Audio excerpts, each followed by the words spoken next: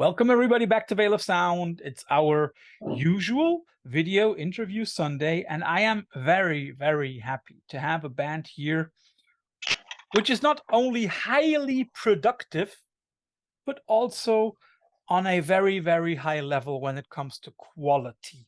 I'm very happy to have Great Faults here with me. So guys, thanks for joining the show. Thank you. That was a very kind intro. It's just the truth. All right. So maybe first, I mean, like everybody could see the names, but maybe you first say what you do in the band apart from looking brilliant and shiny. My name's Damian. I play guitar and sing. I'm Shane. I'm Nick. I play drums. That's Nick. Shane. I'm Shane. I play bass.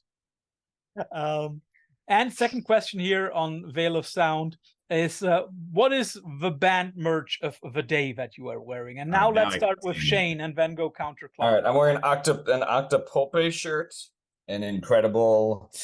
He's French, right, Damian? Yeah, I think so. Yeah. He's this amazing. He's this amazing drummer who also, I don't know. It's almost impossible to describe how amazing his live shows are. But I highly recommend anyone check them out. He tours all the time. He is absolutely fantastic. He lives in South Korea. He's a French guy living in South Korea, and now he lives in Mexico. Oh, now he lives in Mexico. Yeah. But he lived in Korea for a long time. Yeah. He's a crazy man, and we love him. Okay. I think he just lives in a car. Awesome. Yeah, he just lives in a car and travels everywhere. Yeah, he'll play like 60 show tours alone. It's amazing. Wow. Yeah. We have a band over here in Europe which is called Hexes, and they are known for extensive touring. They once were able to squeeze 93 concerts into a 90-day period.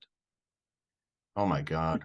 They're actually coming. They're going to be in America very soon, and their tour looks extensive.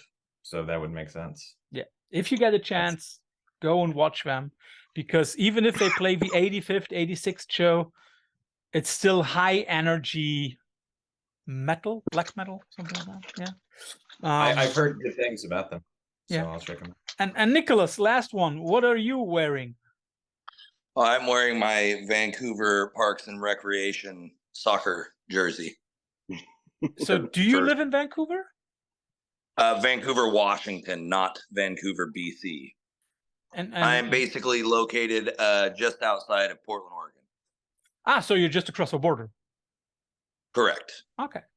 And Shane and Damian, I think I have it right in my mind that both of you live in Portland or in the vicinity, right? No, Damian lives in Seattle and I live in Tacoma. Oh, both in the state of Washington. Oh, okay. We're all Washingtonians. And we're just sort of like down, it's like Seattle, Tacoma, Vancouver. So you must be rooting for Michael Penix this year, right? I don't think we know what that is. That is college football. Oh yeah. No, we have no idea what that is. Oh, maybe Nick does. I don't know. But we're didn't go to college. We were I used to live in Seattle, and we still have a practice space in Seattle. So we're at, if we have to be a band, we are a Seattle band. Okay. Most closely aligned. I always think of how to break an ice with these interviews. And when I listen to the new record, which I really like, I think it's an awesome thing. But it also hurts in a way. And then connected with the name of your band, I would like to know, and maybe just one or two of you give an answer. What do you think hurts more, falling down the stairs or up? Ooh. Well, instinct wants to say up because it sounds counterintuitive, but I don't know how to do that. And I've fallen downstairs before. I know. Our ex-drummer fell up the stairs. And it was the time he was in the band for 10 years, and it was the only time where Damian and I had to play a show without a drummer. Okay. while he was in the band because he fell upstairs and fucked up his face real bad and couldn't play the show. Because that's a problem, right? Yeah, so then we just did a noise set without him. So considering that I saw the aftermath of the falling up the stairs, I'm gonna have to go with that one. When talking about the new record, it is hurtful in a way that I'm not only talking about the music, but also about the lyrical content. It is a very intimate record when it comes to the lyrics. Music-wise, it is basically an overwhelming experience, as with mostly all of your stuff, which is cool. It's just really, really great. But did you notice that paradox between these really intimate, emotional, and even painful lyrics and the music? Damian? Yeah. I mean, I'm a sad dad, and that's just kind of all I know how to write about. So I'll just write about sort of the worst times of my experience. Like, you know, maybe it's maybe I focus on it a bit much and lyrically, and you know, but it's that's just all as far as lyric writing goes, that's just kind of all I know how to write, is just, you know, like just the dark, sad parts of being an older father, I suppose. And so that's what I write about. But as far as the music goes, I mean, I think that's just, again, that's all we know how to write. That's true. Yeah. These are both things. And also, you know, I mean, I think to Damian's credit, like, you know, we probably, I don't know if we need another band that kind of does what we do to write lyrics about how society is cruel, and you know, there's nothing necessarily wrong with that, but I don't think that there's much we feel this band could add to the conversation about that. I think plenty of people have that covered, and I, you know, I like that that Damian is willing and sort of has the you know, I won't say, you know, courage to sort of like be that open and honest about what he has going on, rather than sort of mask it to talk about climate change or something, you know. Yeah. So I'm not smart enough to talk about that stuff. So Damian, may I ask if objects, what is it? Objects without pain. You know the title of a record. I forgot it. Sorry, too many interviews in a day. Objects without pain. Is it a narrative, or is it a narrative with a personal background? It's not specifically a narrative across the board. Like, I didn't know like necessarily what order songs would be when we were singing, when I was writing them. I mean, there was a little bit of that. I mean, I think we kind of knew like sort of how we wanted to end the record. I feel like Shane and I had talked about that, because we spend a lot of time practicing, just talking through like nonsense that we want to do. So I feel like we did kind of discuss that a little bit, but no, it's basically like, it was all written about a sort of like, I was in sort of a situation that I wasn't very happy with, and I didn't feel it was very healthy for me. And it was more of an actual, like, you know, physical situation, like the way me and my family had to be living in a very, very small place, and with dogs and kid and all this stuff. And, you know, there's problems that can come along with sort of living in a place where you're just not feeling very healthy. And I wrote a lot about that sort of experience. And it was, so all the songs kind of go together because they're all sort of built around some of the very similar ideas that kind of all happened at one point in my life all at once. So, but as you said, it's not like this is your story, because I think there is a story going through the whole record, right? It's basically one part of a relationship cutting ties, right?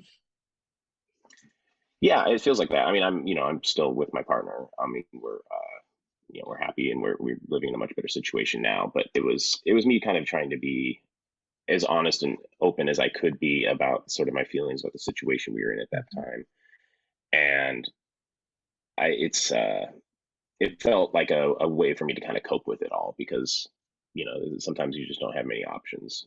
It's trying to find a more, in America, trying to find a more, I'm sure this is everywhere, but trying to find a situation necessarily that fits you perfect you're pretty limited by funds and where you want to live. I mean, if you have a kid that you wanted to go to a decent school, you kind of have to make some sacrifices about where you can be.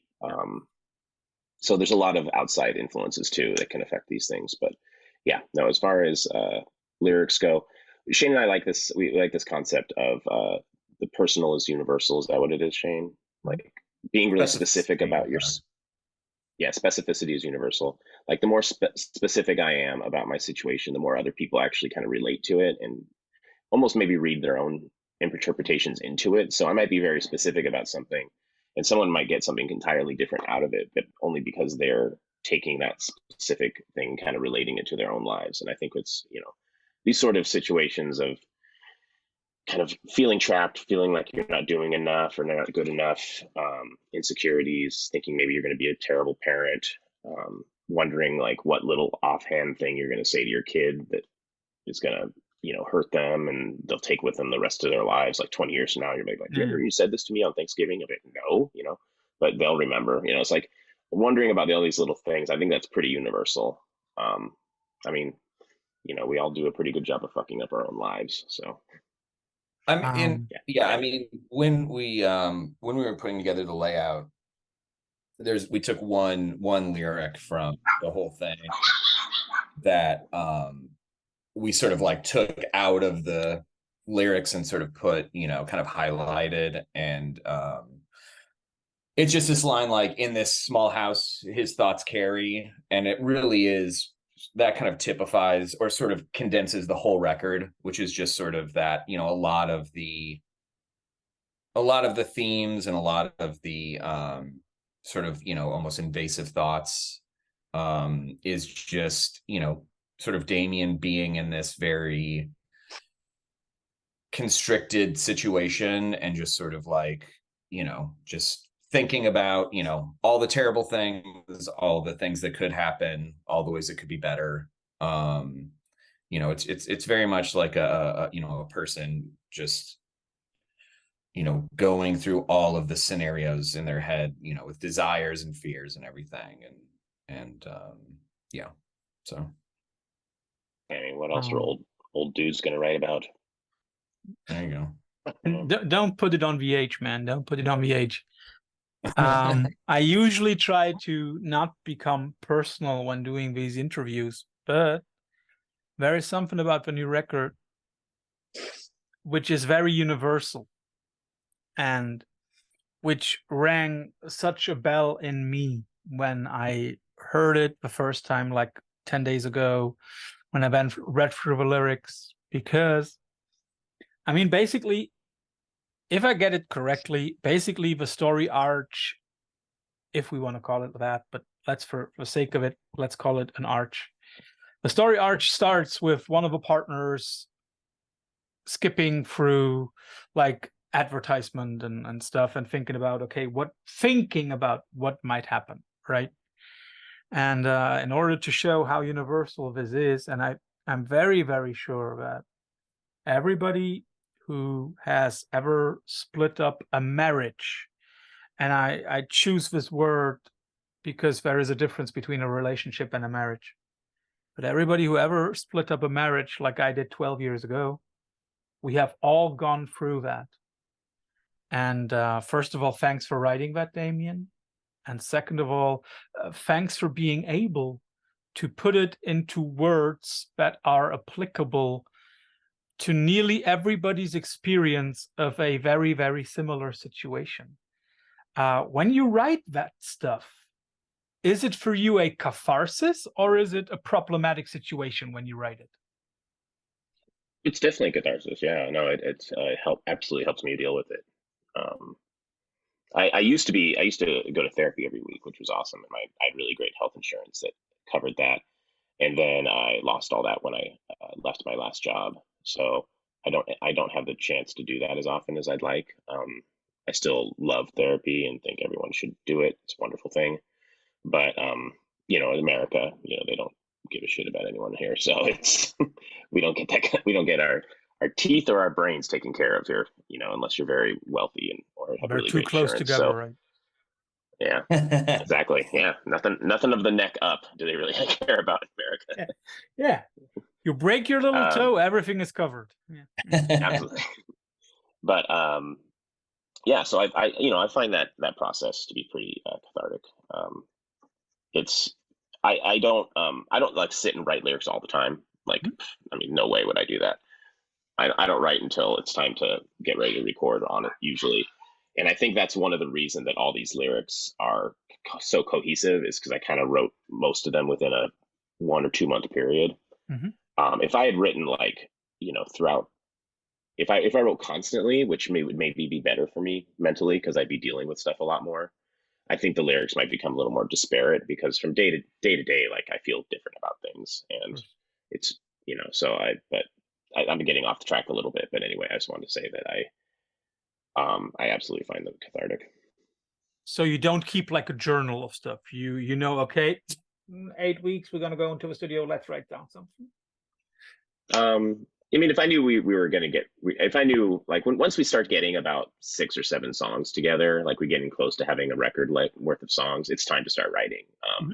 And that process can usually go for a few months, but before I actually sing. But yeah, it's Damian it's hates not something writing. I do. I hate doing anything. And he I hates hate playing guitar. I hate singing. I hate writing lyrics. Anything I have to do that's part of the band, I just don't want to do ever.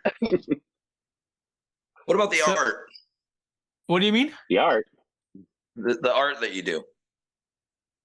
Oh, well, I draw a lot, but I don't draw as often as I should. That's for sure. Again, that's something else that I often do, like write when I have to. Everything he has to do for the band, he does as late as possible, but it's very good, including getting to practice. Or getting on this interview. Yeah. Well, never mind. I was about to imply it wasn't my fault that I lost my phone. and for everybody who's watching this, he was late by maybe like 90 seconds. Boo! Don't give him that. Yeah. You were also late. Come on, dude. How dare you? I know, and I thought I'd be the last one. Anyway. Actually, I have a question. I actually have a question for Nick, because Nick also sings some of the lyrics live, and did some of the vocals on the record as well. But Nick, like, just out of curiosity, like, how do you think the lyrics sort of feel? Like, how do those resonate with you in any way? I've never asked you this, and you're forced to sing them, so. Well, now it's too late anyway. You know, if you don't like them, they're on the record. Yeah, that's true. Oh no, I love them. I think it's all really intense. You know, it's just like a little peek into like what's going on in your mind, and you know, I guess what's kind of happening with you. I know that it's all very personal and stuff. I think it's awesome because, you know, it you're just bringing in more of, like, you know, it's from the heart or whatever. You're singing real life shit, and I feel that, you know, I have gone through my own things that I find a lot of it very relatable. Feeling stuck and just not knowing how to go about things with your partner, you know, that shit's hard. And sometimes I'm like, don't beat yourself up, Damian. Nobody's perfect. But you know, I mean, I do feel those lyrics though, like I get it. And it just makes it way more intense. I think it's awesome. And it is, like, you know, it is brave of you to put that shit out there for people to hear and read along to and be like, whoa, this is really intense. You know, it's kind of like you're just showing it to everybody. And I think that's kind of brave. So, but yeah, I mean, I love your lyrics. I've known Shane and Damian for about 20 years. I met them when they were in Playing Enemy, and I was a huge fan of that band, as well as Hemingway and Great Falls. So I've just always thought you were a very talented lyricist and a great singer. So I love doing backup to your vocals. Enough flattery. Let's go down with the questions. Yeah, it should be clarified that Nick, though we've known him forever, he only joined the band, not that just for this, he started with this record with us. So wasn't he already on the EP that you put out earlier this year? He was but that EP was recorded at the same time as the full length. Yeah, we recorded 13 songs. We recorded 13. Yeah, that EP ended up coming out sort of as the record got pushed back, so we ended up putting the EP out just to sort of like, reintroduce the band. We were impatient, so we put out that. Yeah, we'll talk about your large body of work in a moment, but when we talk about this body of work, I know that people have a problem. I mean, like a lot of people have problems because bands nowadays, the good bands, are hard to put into boxes. And I know that every musician hates being put into boxes because what we hear is the result of a process that for you has been going on for months and months and months.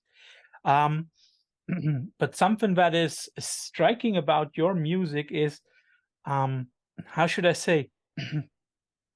It is a mixture of noise rock and post-hardcore, which you don't very often hear.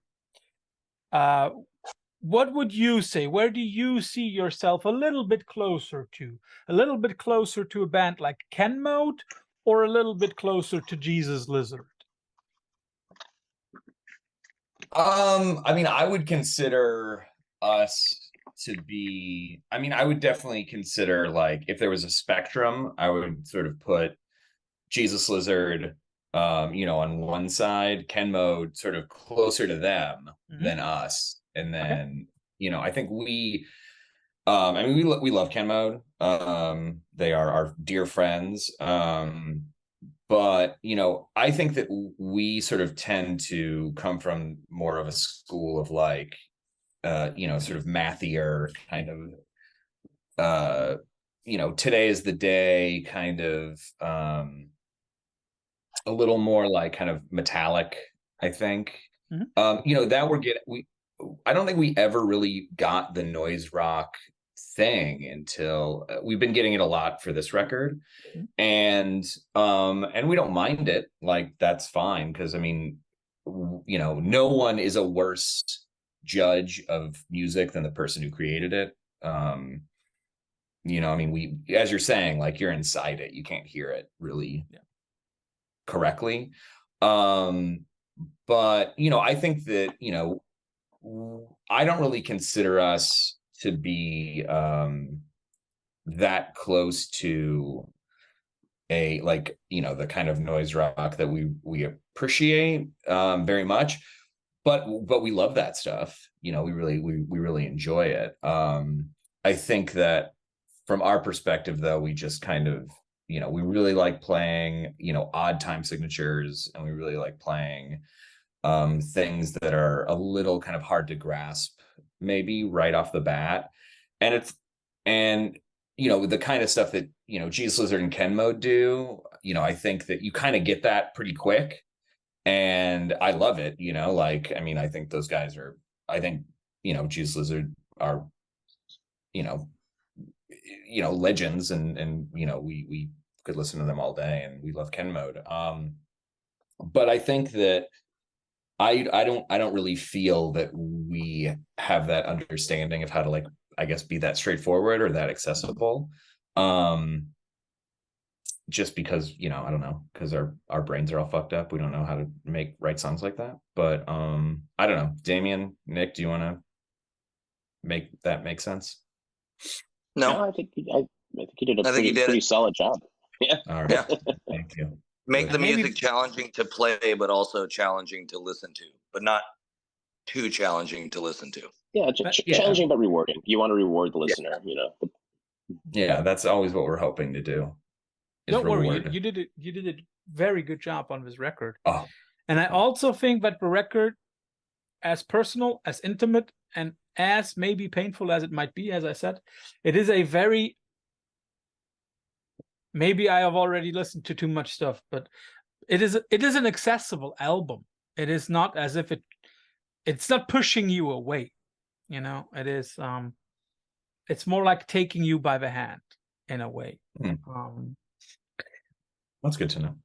At least that's the way that I perceive it. What I also perceived while listening to it, and I hope that I got it right, all sounds that I heard are made by guitar, bass, and drums. There are no synths, no other stuff. Or am I just totally fucked up wrong? There are synths, yeah. Okay. And there are vocals from a friend of ours. Yeah, Liliana. Yeah. Our friend John Shork, he threw in some synths and noise, and like even like some, you know, string and horn sounds. I mean, we would love to take credit for all of that stuff that we had just done with our magical instruments, but in fact, no. We incorporated, you know, when we started the band, I remember when we had done our first record, we had sort of been intent on being that kind of band where like we sort of didn't have anything that couldn't be replicated live. And I think we've just sort of slowly succumbed to that. But a lot of the things that are on the record, we don't do live. We do, you know, some here, some there, but I think that when we were finally putting the record together, we just felt that there was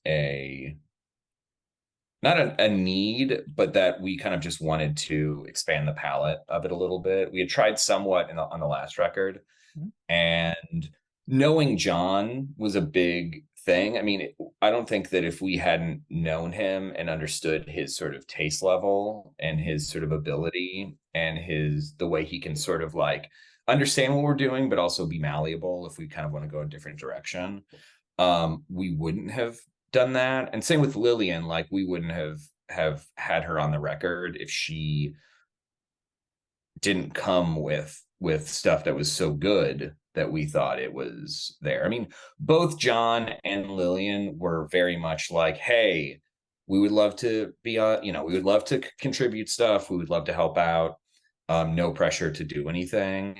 And I think we went in with a large amount of skepticism, because the record meant a lot to us and we wanted to make sure that it was good. And while we love both of them and respect them, you know, we're not just going to give them time on the playing field so they could feel good about it, you know? And they both came in with just like some very exceptional stuff. And, you know, I mean, maybe to their credit that you were able to listen to it and it doesn't sound like all of this stuff is necessarily coming from another instrument or anything. Yeah, it sounds very highly organic.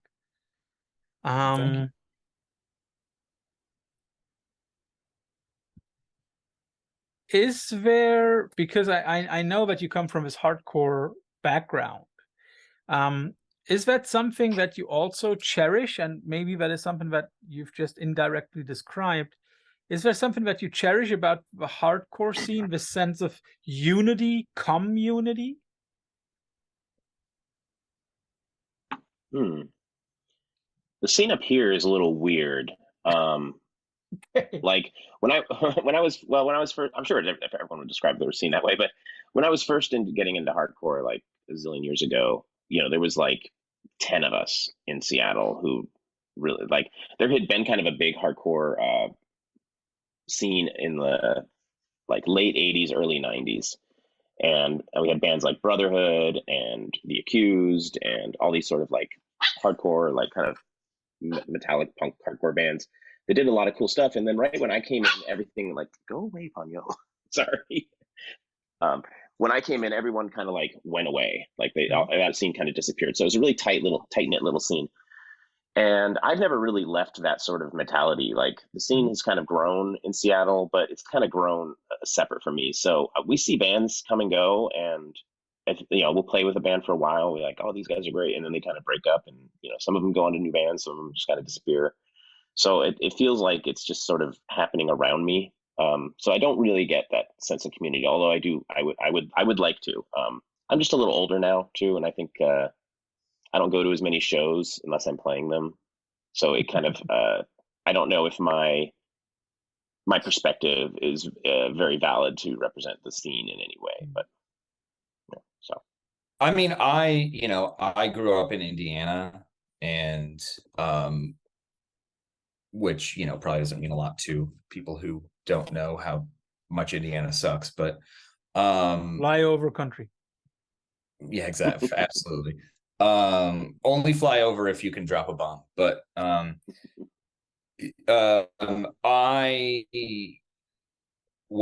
thing I liked about hardcore is that I never was like a long hair metal guy. Mm-hmm. I never really had that. And I really liked the sense that I could walk into a show and it was like a bunch of people that looked fairly normal, and it was like really intense. It was crazy. I mean, I've just recently been mentioning, like, when I saw the Sick of It All video for Scratch the Surface, which is a pretty, like, people jumping off the stage, and like, there's no, the band is right there. I remember seeing that when I was like 13 and thinking like, oh, well, that's the kind of band I want to be in. And, I think it was less of a sense of necessarily community for me as much as like an idea that the separation between, because you would watch a video of like Slayer and they're like playing to like 10,000 people, but they don't really move, they just kind of stand there, and there's this like, there's a barrier and like security guards and shit. And I think that the one thing that, hardcore has sort of meant to me in that way, and which still carries on through how we play shows today, is just that ability to be, just kind of, there with people, just sort of like all, just sort of like, losing your minds. And there's really no sense of, I mean, I'll play, I will, I'll play basement shows for the rest of my life. And I don't know that metal supports that as much as, hardcore, or, maybe like grindcore, or, the kind of scenes that sort of like are like, yeah, just set up some amps, like it'll sound like absolute shit, like let's do it. And I love that. And that's the thing that sort of meant the most to me and what I've carried with me. So it's also a physical experience. Then I gotta ask, Shane, is the legend true that you broke your arm during a set? I did. I don't know if it's that. All right, I'll tell the story very quick. Legend. It's really not that interesting because I just fell off the stage. So, but very quickly, But where was the hardcore crowd to catch you? Well, exactly, right. Well, I also not a lot of people tend to really gather in front of me, but I like stepped wrong or something and fell, and that's not the first time I've fallen. And I just fell off a short stage and onto the ground. And then I get up and I'm playing, and I'm like, well, and I can't really play, like something's not working. And I'm like, is my bass broken? Like, I'm trying to figure it out. And then I sort of look over and my one arm's just sort of like, this. And I'm like, okay, well, that's not working. And so I assumed that I had just, sort of like pulled my arm out of its socket. Yeah, dislocated it. So this poor son of a bitch right in front of me, who's a friend of ours, I like walked. Was it Yoswa? It was Yoswa. Yeah. Yoswa. And so Yoswa's sort of like looking at me, and I just kind of like walk over, and I just sort of like throw my arm, like kind of throw my arm into his hands. And I'm just mouthing to him or yelling at him. I'm like, just yank on it, because I'm thinking, okay, well, he'll pull it back into place and then I can just finish the set. And he like holds my hand and he looks up at me. He's like, no, I'm not doing anything. Like, this is not whatever you want me to do. I'm not doing it. Pull it off. And then I realized, like, oh, well, this is more than just pulling it out of my socket. So yeah, so I didn't do it. Luckily, it didn't break the skin, but yeah, I broke this arm, or this bone, whatever, which one it's called. And we had to stop the show, which I was not super happy about. But and then funnily enough, my friend who was there drove me to the hospital. And as we're waiting in line, he tells me, hey, man, I'm really queasy about hospitals. And I'm just holding my broken arm, right? And this guy who's completely healthy, he's just standing in line with me. And he's just like looking around. And all of a sudden he goes, oh, he collapses in the hospital, in the ER. And then here I am with the broken arm. And this fucking, they wheel out a bed. They like put him on and like just speed him back. And I'm like, I'm here for the broken arm. Like, that guy drove me. But anyway. Get this guy to the weenie ward. But yeah, it broke, and the X-ray is still pretty gnarly looking, but it works fine now. And I'm back in fighting shape. Falling off stages. Yeah, back to falling off stages. So I still want to go back a little bit to this to the lyrics and to the new record, because I think there are like one or two questions that I would like to ask about that. We've been talking about individual happiness and societal and social happiness. Do you think that nowadays people put, I don't want to say too much, but more emphasis on their personal well-being than on the well-being of their family, their group of friends, society, whatever? I mean, people, I'm not going to pretend to be a doctor or anything, but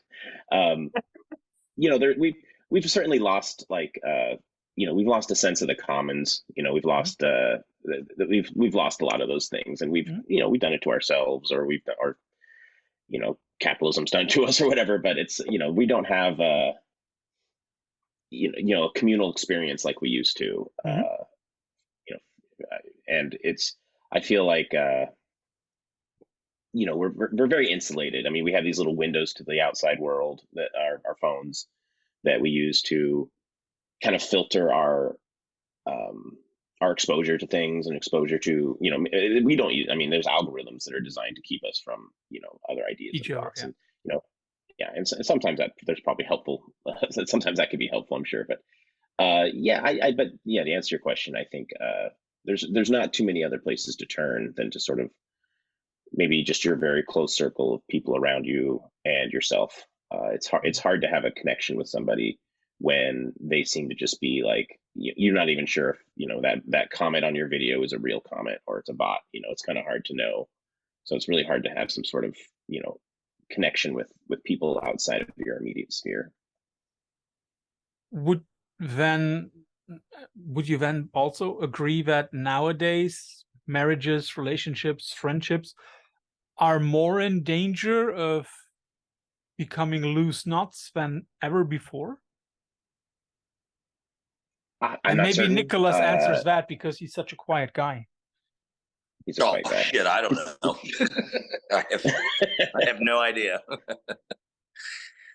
I don't have the attention span to focus on the greater whole of other people's relationships, but I know that they're not easy, and it takes a lot of work, and you can't make anybody else happy if you're not happy. So all I can say is self-care first, and everybody else immediately after, in the order of, like, I'm a parent, so I take care of myself and my daughter.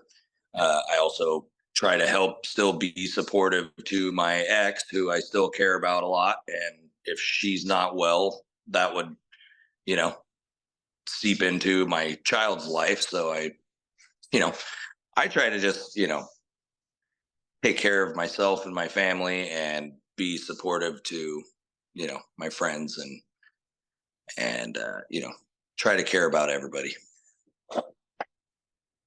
I get it. I mean, I think that's important. It's the whole when they say on the airplane, like, make sure you put your own oxygen mask on first before you help other people. Yeah.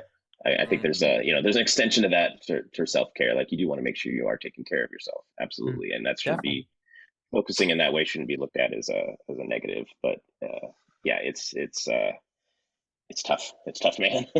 But like in the past, there was always outside factors that could put pressure on relationships and stuff. There's always been those things, whether it's something as extreme as like starvation or, the actual physical conditions around you, or if it's alienation or, inability to communicate. There's always side factors, but go ahead, Shane. What were you gonna say? Oh, I was just gonna say, I mean, to be the wet blanket optimist, I like, obviously there's a lot of, alienation and ways that I think we have sort of become isolated from each other. But I think that you have to also keep in mind how many things have progressed that are huge helps for people. I mean, obviously, people having children, at older ages, people having fewer children, people not feeling the need to get married when they're younger, the ability for people to, be diagnosed and be able to take, medications, which I was just reminded of that I have to take one right now.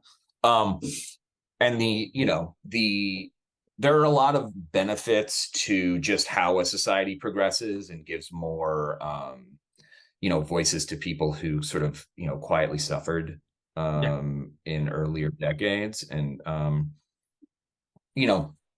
there are, I believe, there are the things in society that we have to be concerned about and have to consider, maybe net negatives for maybe, all of us, but looking back at, how relationships and families functioned back in, when I was a kid versus how kids are treated nowadays. I mean, I think, with what Nick said, Nick even just like talking about what to us nowadays seems like a good guy, common sense approach to parenting with a partner that you're not together with anymore. I think 20, 30 years ago, people would be like, oh, wow, you sound like a spaceman. Like that's not how we do this around here. People still talk about that. Yeah, well, yes, yeah. So, I mean, it still happens, but yeah, it's true. It only took basically a generation for people to start thinking like, maybe I should stop hitting my children. Yeah, exactly. Yeah. I mean, like, I remember there still are people who do. I'm still part of that generation that, when mom was angry, she wouldn't hit me, but she would take off her shoe and she'd be like, you know what that means? Yeah. I mean, that yes. And that is those kinds of things going, decreasing, and just, women being able to feel safer, about, not being married or not having kids, I think is all of those things. I mean, when my mom was 28, she started dating my dad, and her parents were like, well, this better work, because if not, you're going to die an old maid. And I'm like, you were 28. That's fucking crazy to me, so I have a question for all of you, which is related to the lyrics of the new record, because in one of the songs, basically, there are like questions. Okay, who keeps what? Who keeps the friends? Who keeps the records? Who keeps the kid? Whatever, like. But What would you keep, the friends or the records? Can't we just split them both evenly? No. That never works. Fine, I'll keep the friends because I can always buy more records. Ooh, Damian. I'll keep the records because I make friends very easily. Exactly. Nice. I'm fair very enough. There are charming. some records I'll probably never be able to get again, so that is a tough one. That's true. Yeah, and yeah, any chance I have to not have to hang out with people I'm pretty into, so I'll keep the records. And records are the best friends. They don't talk back. That's true. Yeah, you just as long as they're not out in the sun, you pretty much they can't do you wrong. Yeah, I still remember a friend of mine had a first press Nirvana record that he got on eBay for I don't know how many euros. And the stupid shit left it inside his car on a crazy hot summer day. And then in the end, the record was like, brutal. Well, I have one question about one of your former bands, Hemingway. Did you choose the band's name for the writer or for the person? Oh, that's interesting. Damian came up with the name, so yeah, it kind of started as it started while I was still in playing Enemy. It was just I basically just kind of wanted like a solo noise project, and I thought the idea of having a solo band named after another person would be kind of funny. Like that was initially the idea behind it, and I've read probably all of Hemingway in my life, and it doesn't resonate with me as much as maybe it did when I was in my 20s. But it was I just thought it was like it's a cool name. It's a name that no one apparently can spell, which is really weird. Everyone puts two M's in it. But yeah, I just thought it was like a fun, cool thing for a solo project. And then Shane started doing it with me almost immediately. And there goes the solo stuff. Exactly. Yeah. And then playing Enemy broke up. Shane and I were just like, we don't need a drummer. We have marijuana. So we just we did that for a few years. That's true. True. That is exactly what happened. But were you aware, Damian, that you chose a person who, as brilliant as a writer as he was one of those probably very self-destructive persons? Oh yeah, he's problematic. I mean, it's not as problematic as calling the band Lovecraft, I suppose, but another writer I like a lot, but probably a little more problematic. Yeah, no, and that's fine, and that's and I accept that. I mean, I suppose like naming your band after someone is certainly an endorsement to an extent of somebody, and you need to own that. But especially at the time, I probably just didn't care that much. I mean, there's probably like an edginess to it that I enjoyed, but I guess I thought it was sort of like a manageable problematicness. I mean, he seemed to be we don't need to get into Hemingway for a long time here, but he definitely seemed to be a product of a very different time and a bunch of very specific situations that made him into the person he was, who did not exactly have the most positive effect on the people around him or himself. Very positive effect on polydactyl cats, though. But you are aware that he wrote one of the shortest short stories ever, right? Yeah, it's a bummer, and that is actually not that's a myth. He did not write that. It is a myth. Oh, that's right. He didn't write that. Yeah, you told me that just the other day. Baby Shoes. Yeah, he did not write that. Okay. Because I've even read that in one of his biographies. But, biographies change and everything. Fun fact, a short story that we're talking about, it's like a myth. 6 words, baby shoes, never use, baby shoes for sale. For sale. Used. For sale, baby shoes. Yeah, baby shoes for sale, never used. When I do like creative writing lessons with my students, I always tell them like, okay, try to come up with a short story as short as that. And one of my students came up with a short story as long as that one, but even creepier. He wrote "Beautiful Ice." I'll keep them. That's good. Ooh, that's good. Yeah. I love that. That's so That's a good good. one. I have one last question before we come to the infamous quickfire round here, Ooh, and that is quickfire. about the vast output. I checked on Discogs, and Discogs says, including all the tour stuff that you did, there are 44 releases by Great Falls. Come Yeah. on, that's ridiculous. No, it's not. I looked it up, and I even know I own like not even close to all of them, but more than a dozen. And I was like, shit, there's still so much to buy. But the question here is, are you guys just so overly productive, or are you just so impatient? It's funny because I don't consider us to be very productive at all, but Okay. but I mean, I think a lot of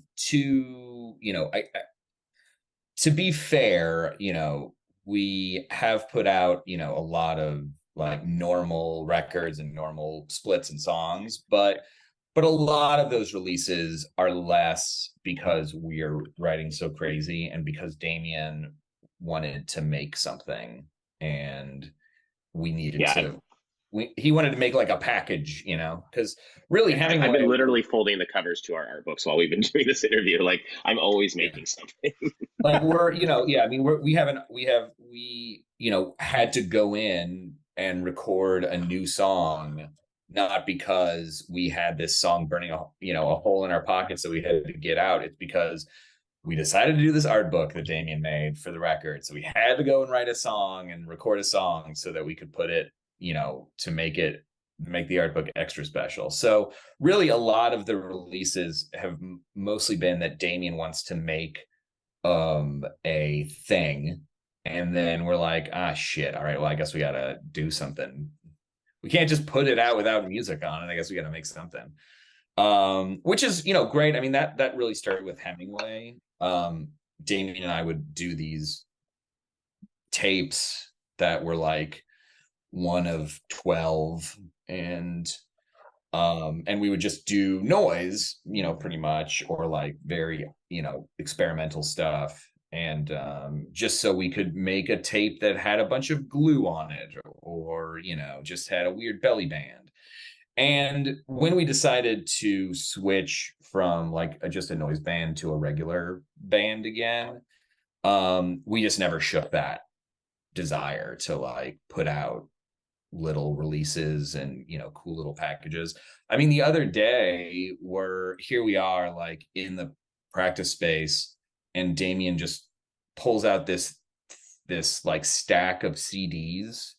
Looks this beautiful like packaging of these CDs. He goes, "Oh, I made these like 6 months ago. I totally forgot about them. We should put them on." It was actually years ago. It was before years ago, even.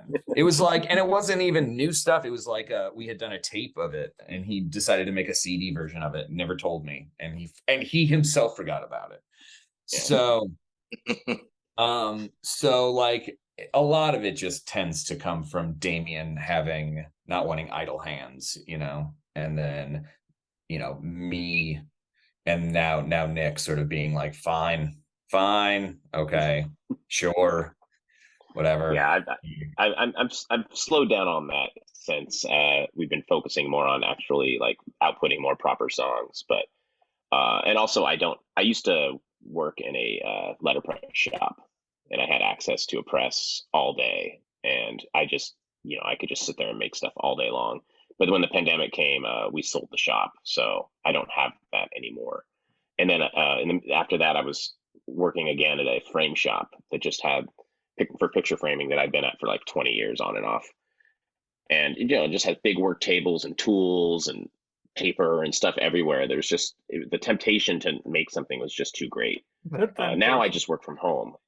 Yeah, now I just work from home. I sit right here all day, every day, and click buttons on my computer. So I don't have the access to the materials and the space like I used to. So that's probably going to slow down. We won't have as many edition of 6 noise tapes as we used to.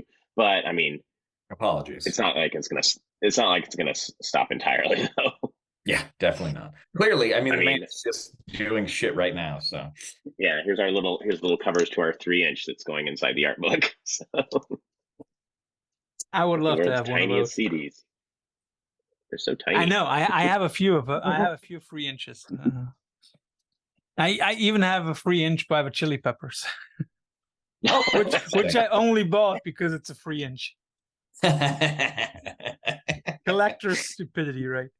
Yeah, So- that happens. So, guys, first of all, thanks for all those answers. But of course, here on Veil of Sound, you have to go through the infamous quickfire round. You get, like, always couples, and you have to choose one or the other. Like, what do you like more, Coca-Cola or Pepsi, red wine Okay. or white wine, Okay. a bald head or Rastas, whatever.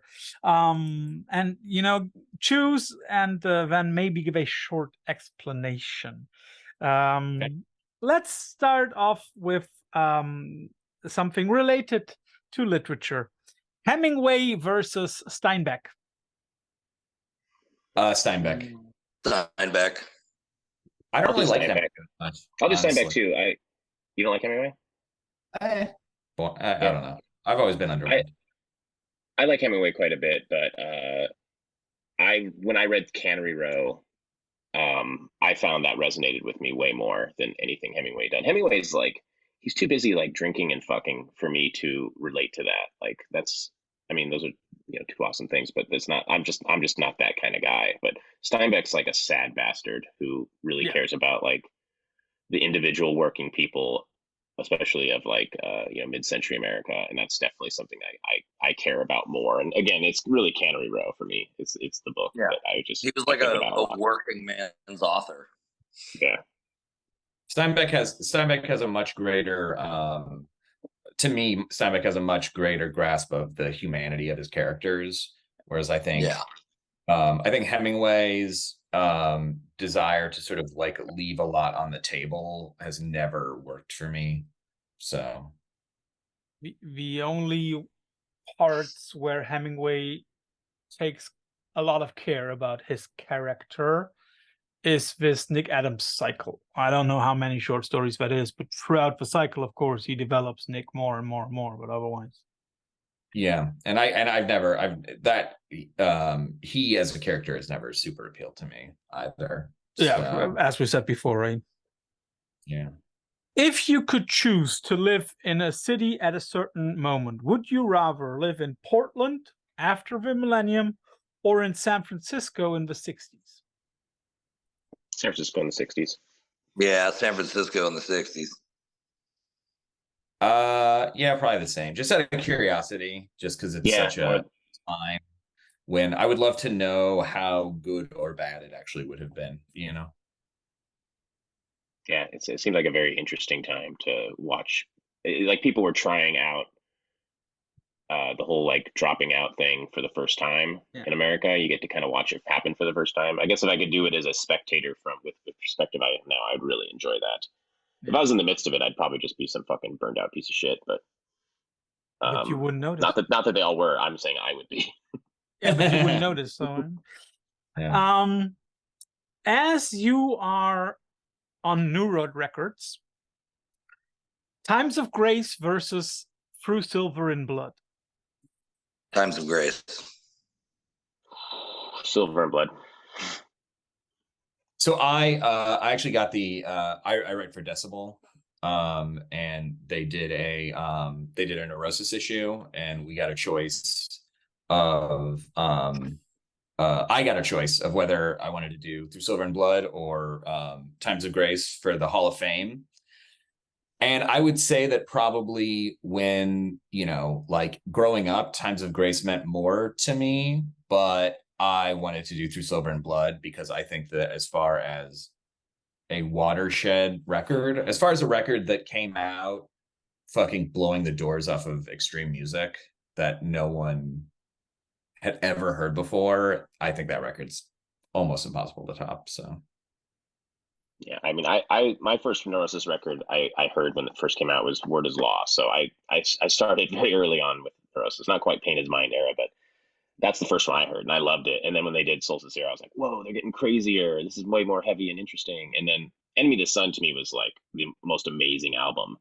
And when Through Silver and Blood came out, I was actually kind of underwhelmed at first.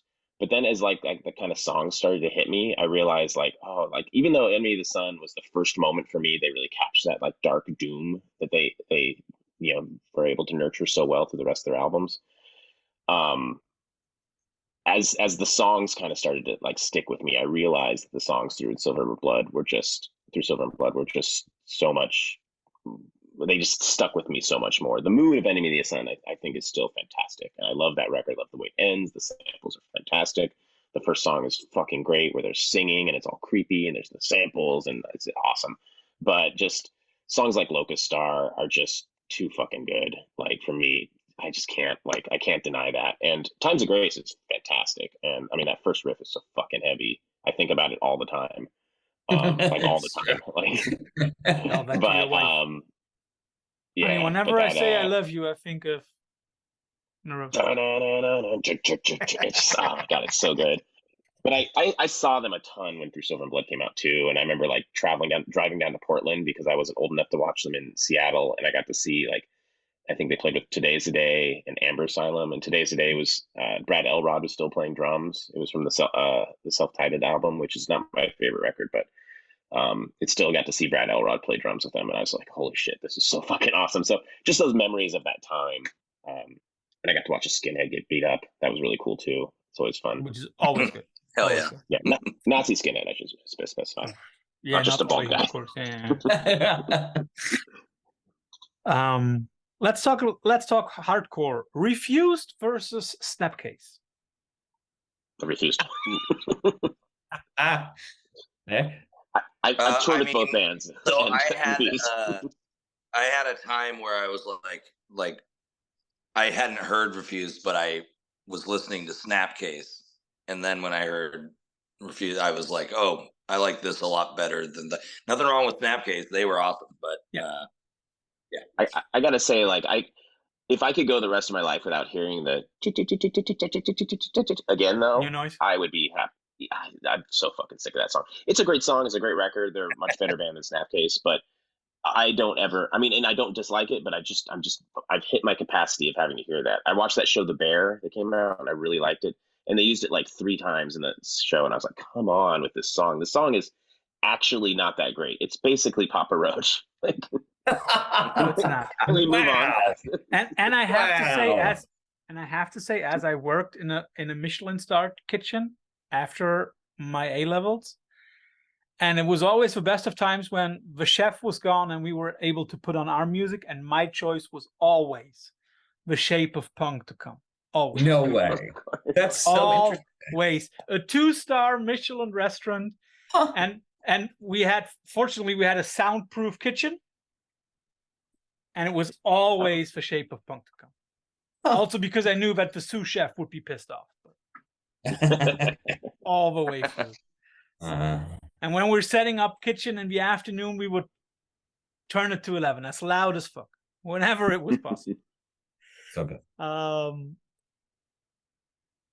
And now your name is Great Falls, so I took the liberty of looking up a few falls in the US. Let's go to Yellowstone National Park. Lower Falls or Union Falls? I don't know. And if anybody of you knows both, I'll be surprised. I don't know. I'll say Union Falls, because like Pete Seeger says, there's strength in a union. There you go. Yeah, I'll support that. Yeah, we're pro union. But now an honest one, because the second one is close to you and the other one is very, very famous. Multnomah Falls in Oregon or Niagara Falls. I mean, I love Multnomah Falls. It's right down the road. It's like a long, thin waterfall. Yeah, it is. We have the waterfall out here by me. If you never mind. Maybe you're going to get to that. Are you done with the waterfalls? I know, as long as you don't want to play me TLC with waterfalls, everything's fine. No, don't go chasing them. I think you're good. We have Sammamish Falls. Is that what it's called? Right here, Sammamish or Snohomish? Are you the Twin Peaks one? I was gonna say, are you talking about the Twin Peaks Falls? Yeah, because those are right here. Like That's it's like Snoqualmie. 20 minutes away. Snoqualmie, that's what it is. So Yeah, then there's the question must be Twin Peaks the original or that stuff that they did a few years ago? I haven't seen. I've been watching stuff. Yeah, but I hear it's good. Loved all of it. If you're trying to get a continuation of the TV show from what they did on Showtime, you're fucked. But I thought it was great. It's just David Lynch doing awesome visual shit that doesn't make any fucking sense. But I loved it. yeah, I really like the first 2 seasons of the show, and it's I like the mystery and the weirdness and the I think about the scene with the guy from Warriors where oh, fuck, why can't I remember his name? What's the father's name? It doesn't matter. He comes in and starts singing that weird song like Dozy's Oat and whatever, and little goatsy Ivy or whatever. And that like I think about that a lot too, because that freaked me the fuck out when I was a kid. But a friend of mine had a very interesting take on the original and the newer stuff, and he said, well, basically it's just Lost Highway. 2 stories that have more or less no connection. Kinda. Yeah. Yeah, Lynch has always said that he likes go ahead. Oh, it's just a bunch of the characters that you know, but the story is nothing related to the show. Yeah. It's just its own fucking thing completely. Because people were upset about it, and David Lynch was like, "If you don't like it, don't fucking watch it. I don't care. Yeah, this is what I was. They gave me money, and this is what I did with it." And it was great. He had said when Lost Highway came out, he was doing an interview, and he had said like, "I like mysteries that stay mysteries." Yeah. And I mean, it just means like I'm here to confound you, and it's. I guess I can respect that. I also find it a little infuriating a little bit because I also like cool mystery stories that have a conclusion. But right. Yeah, I understand what he's doing. There's a documentary that came out last year called Lynch's Oz, where it's like 4 or 5 different filmmakers talking about David Lynch and his connection to the Wizard of Oz, and it goes really deep into his process and by people who knew him. It's like John Waters does one of them. Who else? It doesn't matter, but it's I would say like if anyone's really interested in that stuff, I would give that documentary a watch. It's pretty fascinating as far as just people commenting on Lynch's work. Yeah, because I think he was quoted as saying something like, "Not everything I do is meant for you to understand. It's just meant for you to enjoy." And I was like, that's pretty punk rock. Yeah, you don't have to get it. Just enjoy it. Yeah.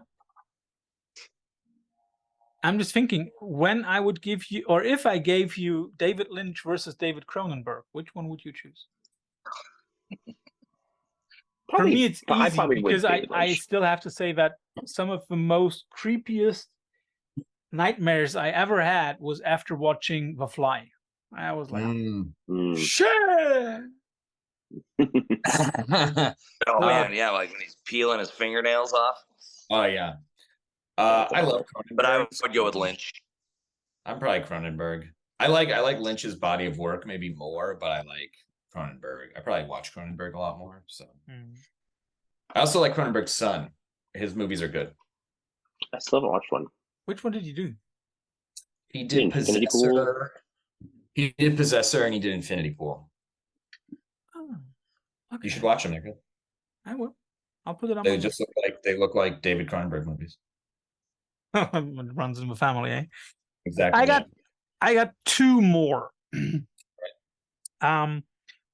If you were to sit down right now and listen to any record from one of those 2 genres that I'll give you, would it be a dark folk record like 16 Horsepower, Woven Hand, something like that? Or would it be post-metal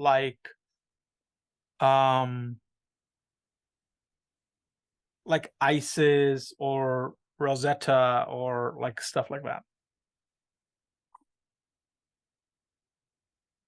I would probably fall towards post-metal. Mm-hmm. When am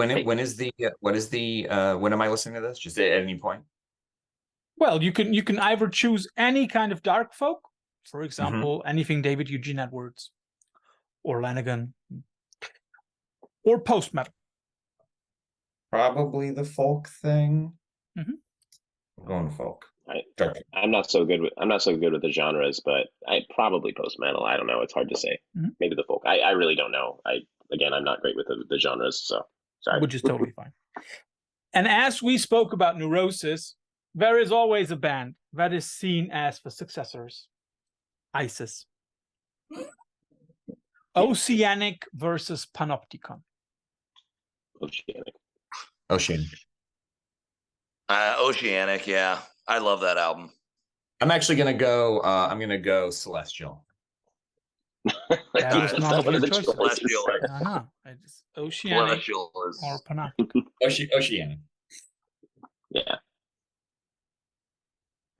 Although I was introduced to them with Celestial, and I basically have everything that they did, and I'm very proud of that. And I also am very proud of having seen them quite often.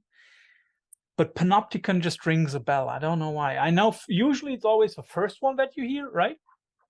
Usually, yeah. But Panopticon just does something. I don't know why. I think it's a great album. I really do. I think Panopticon's really awesome.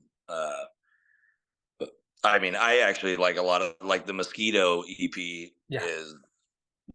I think that's the first thing I ever heard from ISIS. I heard Mosquito EP and then Sea of Red and was like, this band is fucking awesome. Yeah. Got into whatever they had put out up until Oceanic, and I was like, oh, okay, they're kind of like moving into this kind of other direction that's still super rad. Yeah. And then Panopticon after that I thought was great. Really, I like all their albums. They're awesome. Yeah, it's one of those flawless discographies, right? Kinda, yeah. So, guys, thanks for your time. Thanks for all the wonderful insight. Thank you. Yeah, it's a pleasure for us.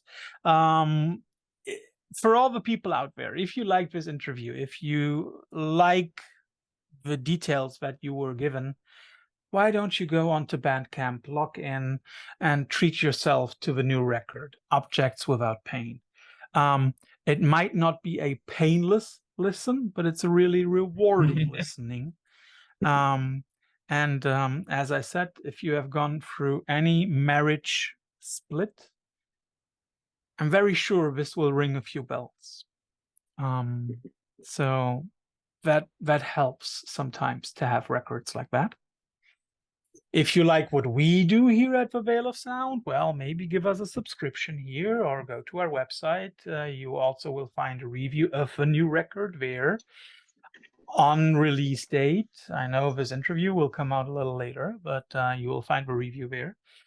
If you like that, then maybe go to our socials, Facebook, Instagram, give us a like. Tell us what you think about this interview. Maybe tell me which stupid questions I asked. I always do that, and I enjoy criticism.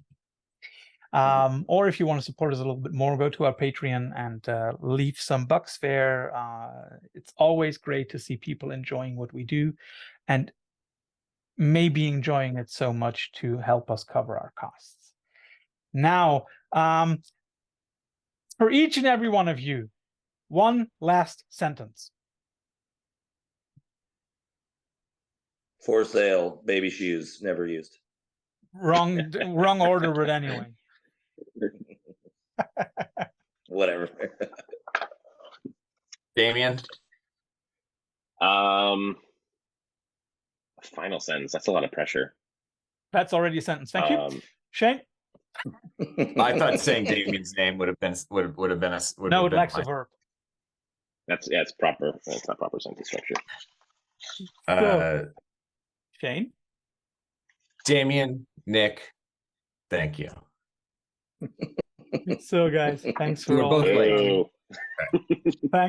thanks for all your time. Thank you.